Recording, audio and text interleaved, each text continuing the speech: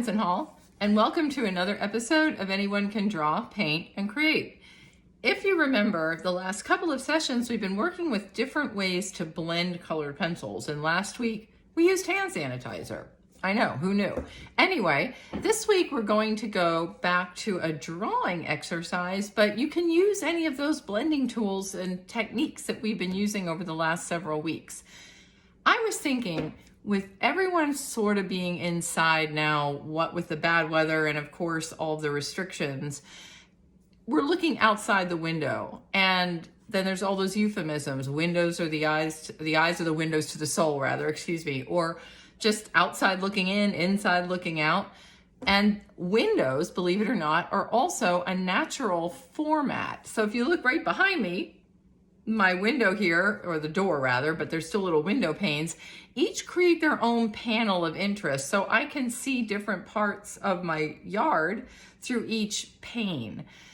My job for you this week, or technique, is going to be using windows to form a perimeter of which we can draw something inside of it, almost like we're using it as a frame. But the other part is to draw what you see looking out your window, or looking in your window if you're outside looking in. I'm going to show you some examples before we get started of what some other artists have done with this technique. Think of Edward Hopper. He was outside looking in, or he might have some figure inside looking out the window. And then one of my favorite, Andrew Wyeth, with the beautiful window with the lace curtain, of course. And we'll be looking at those. I was inspired, believe it or not, by the place where I get my hair done every month or so. And they have this beautiful old building in the city of Fairfax. The window is probably late 1800s, early 1900s in the building. And when you're sitting there, you're just looking out at other backs of buildings in the city proper. But there's a tree. And the tree casts some amazing shadows on the building next door. So I'm going to show you that, which I took with my cell phone as my inspiration, and then show you how we can get started on our actual window drawing.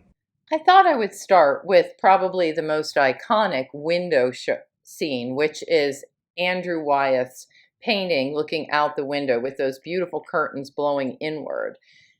Everyone that has studied Wyeth knows this is one of his most famous pieces, and actually a few years ago we did a field trip to the National Gallery of Art and got to see this one up close and personal. If you look through this, you can see that the window here is creating the format for the scene outside the window. So the window serves two purposes: to draw the viewer into the scene and also as the subject matter itself. So it really does have a twofold purpose. These are simple sketches done by these artists, David Ilbexkin and Kurt Anderson, and they're just scenes looking out cityscape windows. Very simple, but looking right outside the window and just sketching what you see. This one is a photograph, and a very old one at that, but you could use old photographs if you happen to have windows in them as your point of reference, if in fact the view outside your window or your window of choice isn't all that exciting. I like that we get the idea of the lighting, and it's almost a still life of what's going on inside. This is another example of using a figure in a window, but we could easily eliminate this figure and it would still be interesting with the trees and things around it. This is outside looking in. So perhaps you're taking a stroll or a walk. You might have a cell phone camera with you. Take a picture looking into a window too. There's some really interesting things you might find. Just be careful not to invade anyone's privacy. Maybe a public window would be a better option for some of these. I've always liked this one. It's a painting, but it could just as easily be a drawing. Things in the background in the window do not have to be detailed. Here they're almost blurred and a little out of focus, but there's trees and a waterscape and this person wistfully looking outside. But again, eliminate the figure, maybe just a coffee cup on a table. Here we have an interesting one done in colored pencil and ink, or an ink pen. And it's just everything sitting right at a window looking out. Now, granted, this is a cityscape, But you could do something similar. Maybe you have some plants in front of your windows or some decorations for the holidays. Include those while you're looking out the window. This one is a little more decorative, but what they did, and if you want to go down the more expressionist route, is they took the idea of the tree branches and just continued them as a line pattern around the window. It makes for a very expressive scene. I really like this one. I like the idea of all the different colors in the buildings and how light the whites are and that they create these different lines and such. So even if you're looking out over rooftops and it might be HVAC systems, or in this case, a bunch of antennas and things, it works. It works as design. If we think about repetition of elements, you can count how many squares and rectangles there are in this image, even with the siding. I'm not going to go through every single one of these. You'll see them at the end of the slideshow. But I did want to show you the one I'm going to use, which is this one. This is a photograph, but it's going to be what I work with for the drawing for this assignment. What I really liked about this is the cast shadows on the building that suggest the tree. Now, our advanced painting class is dealing with cast shadows, and so is actually the beginning class in a different way. So this one has one window open, one window closed. Again, I found that kind of interesting too. And if you notice, I'm not looking straight out the window. I'm on a little bit of an angle.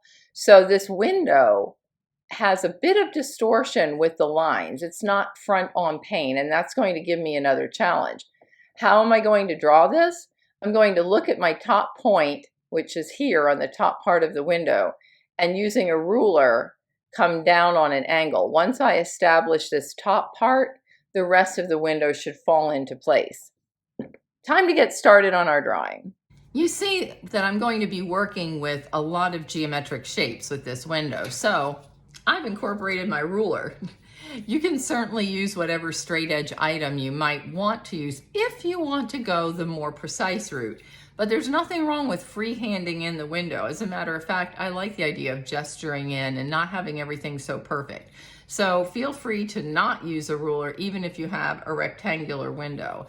The other thing I'm going to use as a straight edge to get some of the shapes is an expired gift card. I have just this old Amazon gift card. These things are nice hard plastic and they're easy to use instead of a ruler for getting some small shapes if you're doing something like behind me with multi-panes. Okay, let's get started on our drawing. Since I'm going to be doing colored pencil, I'm going to actually start drawing with the colored pencil, but feel free to use a regular drawing pencil or pen or whatever item you might have available.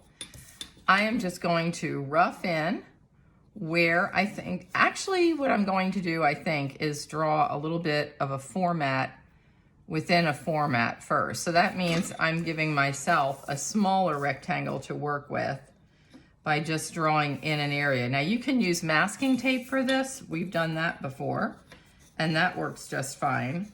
But I feel like this will give us a little more sense of where we're going with this window. And I am just roughly eyeballing this rectangle. You don't have to get too precise. You can if you want. I think I'll just go down here on the bottom. Okay. All right, now we have our format within a format. We can start with our drawing. If you remember, I was showing you that my window kind of comes down on an angle. So once I establish where that top part of the window is, and it's going to look really strange at first, then I can come down and get the rough area of the negative space blocked in. Now, in my case, the window goes on some strange angles here because I was standing not exactly straight on in front of the window. If you're an advanced artist, give yourself a challenge and do something off center. If you're just starting out, it might be easier to face the window straight on and not have to deal with all the distortions. Now, even if it's distorted, my straight lines within the window are going to be straight. And I'm just going to draw these lightly because I'm going to have to switch them out, especially down at the bottom. So for a minute here, you might not see all the lines because the top windows and the bottom windows do not line up. And then I'm just going to start drawing, noticing that things are on a bit of an angle here. Now it's important to get your window pane drawn in before you draw the objects behind it. Normally we work the opposite direction, which is drawing the stuff from back to front. But in the case of the window, because of the distortions, rough that in, we want to get this done the right way and not have to worry about where these window panes are going to go down the road. So these jag, and by that I mean they are not lined up. Yours might be, it depends on where you're standing again, but I'm just roughing these in. And as we come down, those of you who are advanced drawers know perspective, it starts to change angles. So if it starts going this direction on the top, on the bottom, it's going to eventually go the other direction. That's called one-point perspective, which we will delve into at a later time. And then I'm drawing my second part of the pane. Now these two panes line up, and for the sake of time, I'm just going to eyeball this in because the idea is going to be what's behind the window rather than so much about these panes. I just want to get a sense of where they are. So, draw this in a little darker. Hopefully you can see this. So here's the beginning of the window panes. Why did we start with the window panes? All of these are similar to when we did the grid drawing, if you recall way back when we were doing grids. This is going to tell me if I just draw what I see in each little window pane, I don't have to worry about the whole picture, and it doesn't have to become too stressful of an exercise for drawing, because we don't want stress in our drawings anyway. So I'm going to start with the building. First, I'm going to actually block in the second line of these window panes. And since this is an old building, these window panes aren't exactly straight anyway. Let's block those in a little bit. There we go. Some of them are thicker, some of them are thinner. It doesn't really matter. I'm noticing that my house or the other building has a roof right here. Now you could use a ruler to draw this A-line roof, but I'm just going to kind of block it in, see where I go. And the good news is it's a dark roof. So since I'm using a dark pencil and it comes right down through the second roof, and again, here we are, all good artists talk to themselves, and then we don't have to worry too much about what's going on here. And then this line goes straight back. And you can see I'm starting to get my building that's showing up inside of here. Now this is the second story of a two-story building, an old building. So there's a whole bottom down here that I'm not seeing through my, you could put stuff in if you're seeing it, but you don't have to add every little thing. That's what artistic license works great for. So I'm going to ignore, there's little signs down there and such. I'm just not going to worry about all that. And I'm just trying to block in the second roof where I see it and just get some little lines here. Now, the cool part of this whole thing is the tree and the shadows. But before we get to that, I just want to rough in where I see the two windows in the building, because those are important parts. And you can see I'm not using a ruler for these. I don't want them to be too perfect. I just want to show the idea. And this window over here goes pretty far off the frame. It's kind of roughed in there a little bit. This window is a little bigger. And the fun part is this window's open. So I'm just going to draw a little bit where I see the opening to rough in later. And this window is shut. The best part that I think of this whole thing is these windows have the same painting of glass as the one I'm drawing through. So I'm just roughing these in. And then this window is open, so it wouldn't go all the way down. This also helps give us repetition of shape.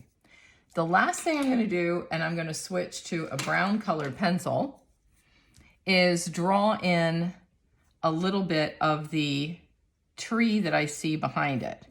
Now, the beauty of trees are they're all up for interpretation. Nobody's going to know if your tree branch is going one direction or another.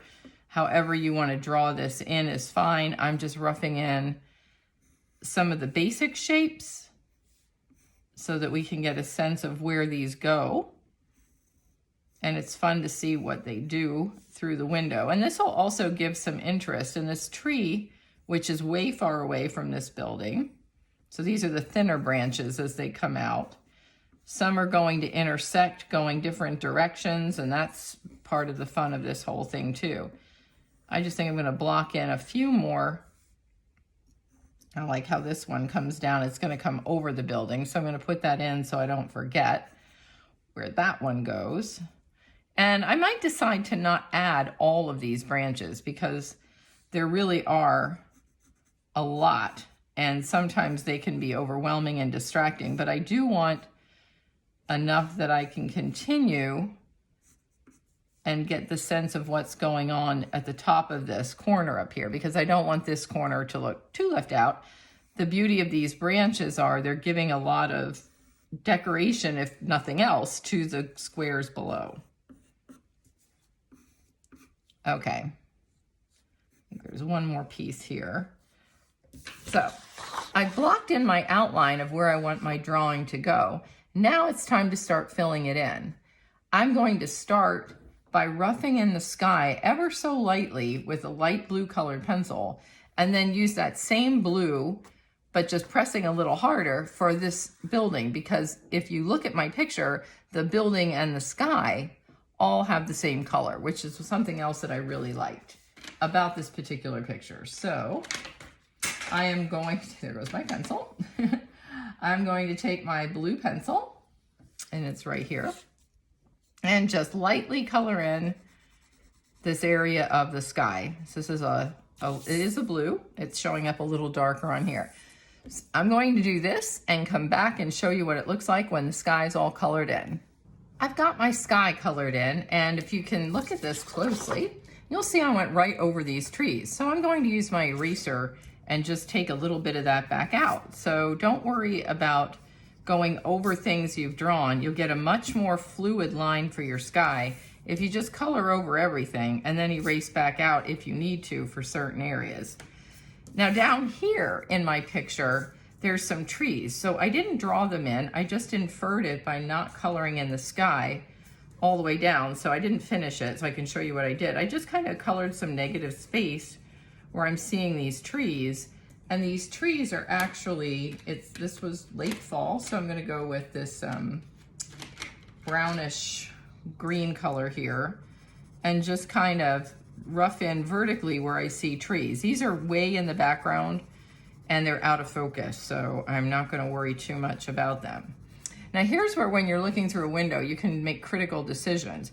There's a dark red building next to this one, which I could choose to put in, or I can just continue with these trees, and that's what I'm going to do, because I don't want too much going on in my background. So anywhere I'm seeing that building, I'm just imagining I can see through it, like X-ray vision, and not have to worry about drawing in a second building. However, if you want to stay true to your view, then absolutely draw exactly what you see.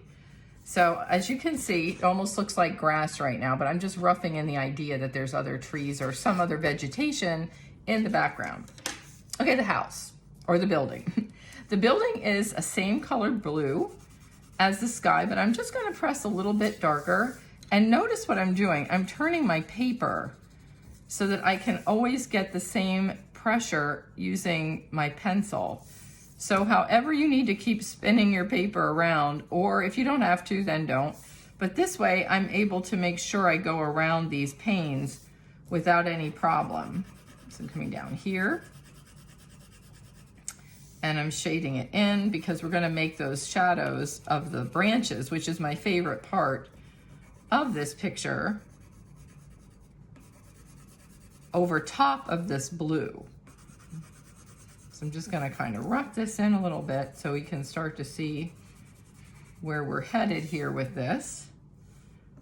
And these windows have a little bit of a white architectural interest point around them. So I'm gonna use my white pencil for that. Again, I'm just roughing all this in. Then this roof down here, there's a lot of it, but there's gonna be different colors. And it's the same kind of light brown as the background. So that's nice because it gives us repetition of color And that's a good idea too. So I'm just kind of roughing this all in. Since the roof goes on an angle, I am coloring on an angle. And notice I'm holding my pencil relatively parallel to the paper. I'm not trying to hold it up here. We just want to keep it really soft, almost like if you were shading in with a pastel, just trying to get a rough tone, because we're going to blend all this. These are my favorites, those Inktense pencils. So I am going to use some water to try to blend these. There's some white right there.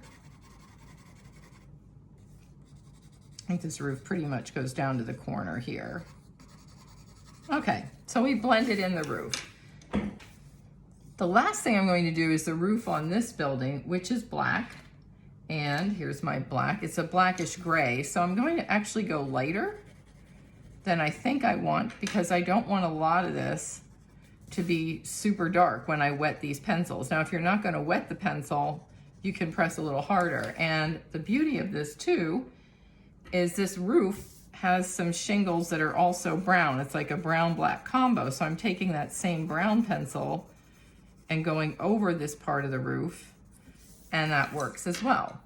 The last thing I want to show you for basic coloring in is these windows, and then I'll finish out a little bit more of the shading and get back to you when we're ready to add the branches. But windows. The first thing I'm going to do is establish my window that's open. And it's really dark because you're seeing inside. So I'm taking my black colored pencil and just drawing what I see coming all the way across. But there's some strange little thing that's red here. I don't know what it is, but I'm gonna make it red because I think it's interesting to just have some kind of different color and something unexpected. Then the rest of the window has like a creamy yellow color to it and white because they have weathered Venetian blinds. So I'm just taking a yellow and kind of roughing in over my window a little bit. Again, I'm not worried too much about what's going on this window. They don't have the blinds down as far, so there's more of a dark inside each of these panes. So just go dark, skip a space, go dark, skip a space, go dark. So I'm not drawing a straight line, I'm just coloring in where I see these darker areas on the window. So I'm making my own pane as I go along. And then there's another one pretty far down here. And you can see that by skipping these little areas, I can control where I want this pane of glass to go without having to draw the little edges. But as promised, if you want to draw little edges and you have an old business card or some kind of a debit card, credit card that you're not using, or a gift card that expired, I can now take this card and establish my edges a little better. See how I got that nice clean edge? That works really well. I like this. So I'm going to just continue this, and I'm going to use this when we get to the white too. But this is going to give me these nice hard edges, again coming along the roof here. I can use it almost like as if I had masking tape. I think I'll use black for this shadow, because it's white, but there's a little bit of a cast shadow. So if I just hold this, it's a lot easier to see and control than using that ruler, which can really get in the way. And then I can go back in and make this thicker or thinner as need be. And I'm noticing I need to make it a little thicker. So I'll come down into the blue. It's okay to go over your colors. And that'll help start establishing the shadow on the roof. And then I can use it here to just get a little bit of a sharper edge. So using these kind of little tools, whatever you happen to have around to make a straight line with, are absolutely perfect. They don't require a lot of unwieldy rulers, and there's a nice hard edge that comes right down along this roof. So I'm going to establish that line here too. And then I'm going to use this same red on this chimney and then just add some brown over it. That way that little piece of red down here isn't sitting by itself. A good rule with color is if you use it somewhere else. And then that way things tend to blend in. But since this is a brickish brown, I'm just going to take a little bit of brown and go through it. So I'm going to go ahead and color in some of my tree branches now, and we'll be back to see about this blending. So I finished coloring in the building, and you can see here, it looks like a reasonably okay color, but I'm using those Inktense pencils. So I'm going to use some water and blend in just selected parts. The sky is a very light blue. If I blend that in, I'm going to wind up with a much darker pigment than I want, and I really want the building to show up, so I'm going to leave the sky alone. When you're blending colored pencil, you don't have to blend everything. You can leave some things go and give it a lighter tone or give it more texture, because when we blend, it's going to go flat. That said, I'm going to go back over my colored pencil to add in the thin little lines on the trees and get some of the detail in those windows that'll really make the drawing pop. I'm going to start by blending in the building because I want to see what that blue is going to look like, and then that way I can keep track of what it's going to do as I get around these areas of the window. Now, as you can see, this leaked in a little bit over the window because I colored in the windows and they're like a darker bluish black, so that's okay. But if you want to keep more control, use that little card we were talking about as an edge for your water. So I'll show you here. And I'm just going down the edge of this, and that way I don't have to worry about my hand being unsteady. I can just move this down and just kind of lightly go up against the edge. It'll give you a more finished edge. These things are indispensable. The reason I like gift cards, expired ones of course, are because they're plastic. If you're using a business card, sometimes they're made out of paper cardboard and they are going to absorb water, which means when you're going down the edge, it might start to feather a little bit more than what you would like. And again, we don't need to have a lot of water on the brush if you're going down the route of blending. And if you want to use hand sanitizer like we did last week, by all means go ahead and do that too, because that's also a fun way to blend any kind of colored pencil, even the Crayola version, if you have that. However, that said, this could strictly be a graphite drawing. It doesn't have to involve using colored pencil, and it doesn't have to involve even shading. So I think we get the idea for how we're going to go about doing selective blending. The other thing I wanted to show you is up here on the edge, the whole top of the roof, or the line of the window edge, not the roof of the building, is on a weird angle, and it looks strange right now. That's why I left this format within a format. If I drew this whole thing on the paper, it would look like I really distorted everything. So again, I'm using this card to just establish my edge up here, and I have this problem. It bled intentionally because I want to show you how to fix things if that happens. We're going to take some water, dissolve it back in, and then just with an absorbent paper towel, go back in and get rid of it. As long as you're doing this right after it happened, you can pretty much eliminate the problem. So keep a paper towel handy. I just wanted to show you what to do because accidents will happen. And like Bob Ross said, they're happy accidents. So sometimes that shading will work to your advantage, but sometimes not. So no harm, no foul. There you go. It's done. And I can continue my blending of this shape up here. Now this is really dark.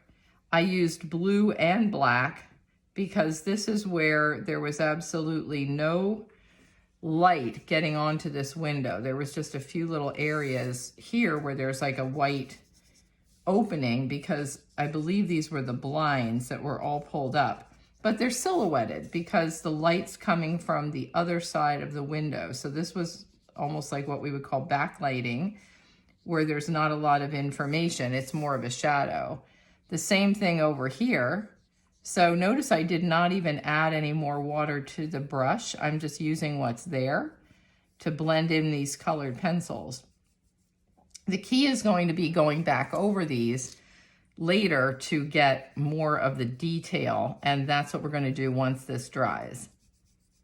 So I'll finish the rest of this window outline later. I just wanted to establish where it was.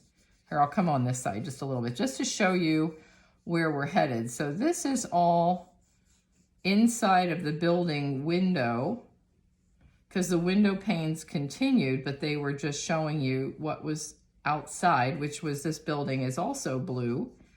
And we're seeing a close-up of the blue building right outside the window. This should be giving you a better sense of what's going on with this drawing. The last thing I wanted to mention, and then I'll go ahead and finish this, is let some of these areas dry before you go in and do the others, or you're going to get a big blob. So if you are doing blended colored pencil, make sure you give one area a chance to dry before you move on to the other. And make sure you clean off your brush if you're using a dark color before you move to a lighter color. So if I went in here with this light yellowy brown with black on my brush, I'm gonna have a mess. So keep some water handy, keep a paper towel handy, and just go ahead and experiment with selective blending. I'm not going to do the sky, but I am going to do these little tree branches like this. And I could even use a smaller brush. I could use a Q-tip, whatever you decide works. I'm gonna go ahead and finish some of this blending. We'll see where we are to do the final touch-ups. I finished the wet blending portion of this drawing, and you can see it's starting to get more dimension. But as promised, I'm not doing the entire drawing with blend, blend, blend. There's no water on the sky. Only some of the tree branches have water. And if you look down here, I just kind of scruffed in, for lack of a better term, some of the water on that roof, because now I want to get to the final detail and finish this drawing. Now that the water's had a chance to dry, I'm going back in and refining some of these tree branches just using my brown pencil. I am not going to blend any more in with water. I'm just going back over some of the existing blending to get shadows and adding a few of these little minor branches as promised, because if you do everything to the same degree of importance in a drawing, you have no visual hierarchy, which means no places of interest in which to look. If we go back to look at Andrew Wyeth's picture of the window with the gossamer curtains blowing inward, not every piece of lace is visible to the eye. So here is where I wanted to draw in these branches that are coming over and down into the tree, from the tree rather, to the building itself. These are crucial because they're going to unify the building with the tree that's growing in front of it. And it's going to also give us a place to put those shadows, which will be our final touch. But I don't want every single branch, because I could be here A, all day, and B, it starts to get too busy. So using artistic license, just pick a few that you think are important and leave the rest go. And I think I'm pretty happy with the few that I have. I'll add a few more here and leave it be with that. There we go. Now each of those panes have something going on. The last thing we're going to do is take the pencil darker over escaping pencils where I see shadows, and just go back in and follow along on my picture where I see some of these tree shadows. I feel like the shadows really do tell an interesting story on this picture. So I want to take some time and make sure I'm getting them in where I see them.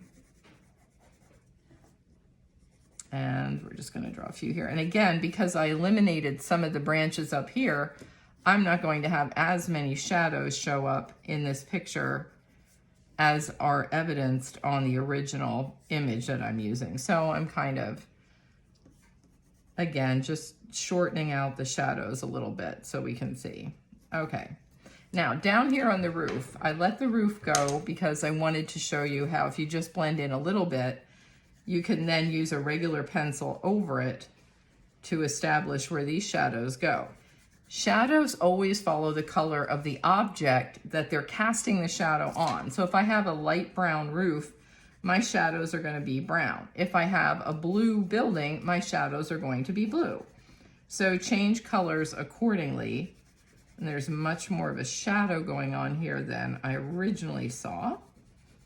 It's funny how when you look at a drawing, you don't always see the same thing the first time or see everything the first time. Sometimes you really have to look at it, look at your image, and then go back and make adjustments as you see fit. And these shadows here pretty much just cast a shadow along the entire part of the building. And here there's just a little bit of a light shadow. Okay, then up here on the roof, this casts a shadow. Now the roof was a dark brown, so I can keep the same color here because this is casting a shadow right over the roof. And there's a little shadow here and a shadow right here where we see these things coming down. And then that's about it. For this here, because this is not important, I just kind of roughed it in. You can go in a little darker, but I'm not blending any of this. I want some things to be textured and to show the difference. So I'm just gonna leave that be as a rather nondescript area of the building. And then just go back in with some of this yellow and just kind of color over the parts that are missing, but I'm not using any more water. I'm just kind of rough this in. Another way to do a drawing is to not have everything completely finished. It's a good idea to leave some parts to the viewer to reinterpret because that will give them a little more interest in the drawing. The last thing we're going to do is establish our highlights with white. I'm just going to take my white colored pencil and where I wound up getting a little too much pigment here, just go back in, go around the edge of the windows a little bit just to bring back in some of those light areas. And if it turns like it's blending it in gray, then that's fine too, because I want these, I'm going to use this as a blender here now to get these panes to be a medium gray, but not as solid as the open window. If they're closed, they're going to have a little more reflection going on, so I don't want them to look the same as the open window over here. And that's why I'm using white as a blender and not wetting any of this area of these windows on the side. I'm going to use it here just to get that chimney a little lighter. And I think it's a little bit of white down here. For the most part, we're pretty good. Now, if I want to go back in and get highlights along the edge of my window here, I can do that because as I'm looking at this, I see there's some lighter blue areas that I wasn't able to get in by blending, but I can do that now, and I can go back up here and reestablish this one little hole that was white and bring in a secondary white right along the top. So use the white with some discretion. You don't want to overdo it with white, but this way you will be able to get some lighter areas. And I can even use it again to soften the edge of the building here and go back in on a little edge here of the roof, just looking around. So it's just like kind of cleanup, just looking around to see where I need to go to get the lights, maybe go back in and reestablish some of the blue. There we go. And I think we're pretty much finished with our drawing of the view through the window. I hope you enjoyed this week's exercise in drawing looking through a window. Again, you can be outside looking in, inside looking out, or just Google some photographs of views through windows and practice drawing what you see through those. Not every window has an interesting view, but you can make every drawing interesting by trying some different techniques. So don't be afraid to use all the techniques we've been exploring over these past many weeks. You can use the hand sanitizer, water, Q-tips. You could do this whole drawing here in ballpoint pen if you want. It's pretty much endless however you might want to draw. The key is just give yourself a few minutes, just experiment and relax and don't worry about the outcome. And then maybe you'll come up with the idea for your finished drawing. Till next week, stay safe and be well, Vincent Hall. We'll see you down in the Art Center every Tuesday, Wednesday, and Thursday. And if not, I'll see you next week for another episode of Anyone Can Draw, Paint, and Create.